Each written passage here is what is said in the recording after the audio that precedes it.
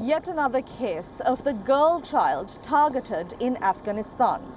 This story is one of poisoning of girl students of grades 1 to 6. Now keep in mind that this is the only age group for women to receive education in Afghanistan, and now that is under threat too. Here's more. 80 girls hospitalized after inhaling toxic fumes at their school. It happened in 2 primary schools, both in Saripur province in northern Afghanistan, over the weekend. All of them are aged between 7 and 12.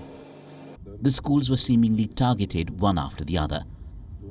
A local official says a man entered the classrooms and sprayed a poisonous gas before the girls arrived.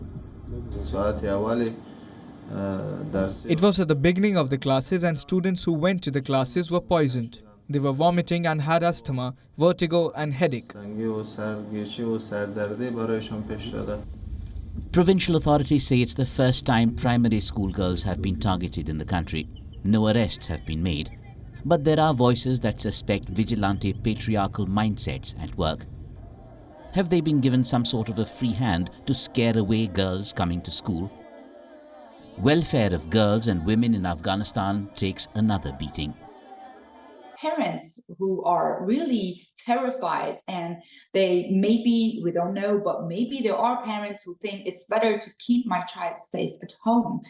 So it's very sad evolution, seeing how Taliban is trying to make women going backward in place of emancipation of the women. But right now, the dictators, the Islamists like Taliban, they want always to show that we have the power on you. And the moment that they feel themselves confident and powerful, they are going forward with the suppression of the women, because as they believe the women cannot mean anything.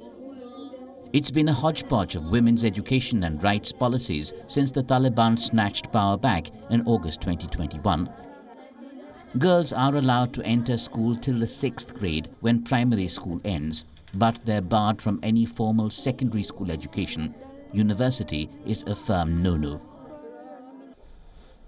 For people like Dina Rahimi and her family, schools being out of bounds for girls above 12 has meant life turning topsy-turvy and the future turning uncertain and clouded. It's very hard, as my brother and I used to go to school together daily, but now he goes alone. I'm forced to see him go to school while we cannot go or study.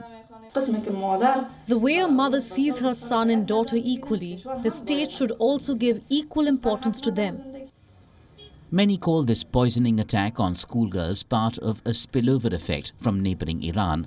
A wave of similar attacks in Iran last year, mostly in girls' schools, had sent out shockwaves. There too, the attackers remain largely untraced. Seeing such a sad happening that in Iran and in Islamic Republic of Iran and Afghanistan is organized by Taliban and by the regime of Iran to just send a signal to the girls, and especially because it's happening in the most of the times in the girls' schools. It wants to send a signal that we don't want your children, the girls, we don't want them to go to school. Global pressure on both Iran and the Taliban in Afghanistan to make corrections continue to go unheard.